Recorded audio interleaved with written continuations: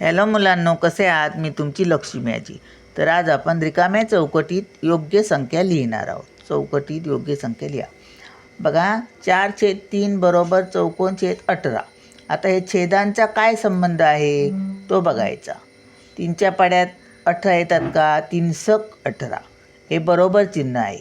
म्हणजे इथे काय केलं म्हणजे इथे 18 आलेत, तर 3 × 18 म्हणजे 6 × 3 केले, म्हणजे 3 × 6 केले. 6×3 = 18, उत्तर 18 आलं. म्हणजे काय केलं? 6ने गुणाकार केला, 6ने गुणलं.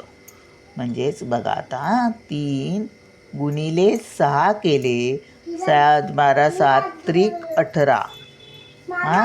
7×3 = 18 हे बघा, म्हणून उत्तर आलं. मग वर सुद्धा 6नेच गुणायला पाहिजे, अंशाला सुद्धा. 4×6 बघा, 6 चोक किती? 24 आणि 6×3 = 18. ते खाली लिहिले, आता वर अंशात लिहायचे 24.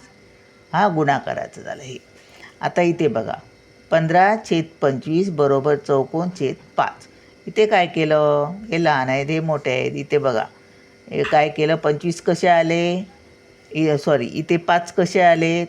बघा, इथे 5 × 5 = 25, म्हणजे 5ने 25ला भागलेलं आहे. म्हणजे इथे भागाकाराला 25/5 केले, त्यावेळी किती आले?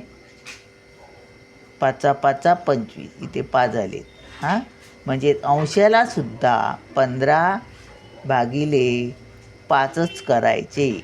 जर छेदाला 5ने भागलं तर अंशाला सुद्धा 5नेच भागायचं. 5×3 = 15, म्हणजे इथे 3 येणार. म्हणजे इथे 3. व्हिडिओ आवडला असेल तर खाली लिंकवर क्लिक करा. असाच व्हिडिओ भेटून जाईल पाहिजे असेल तर. चला, भेटूया पुढच्या व्हिडिओत. बाय.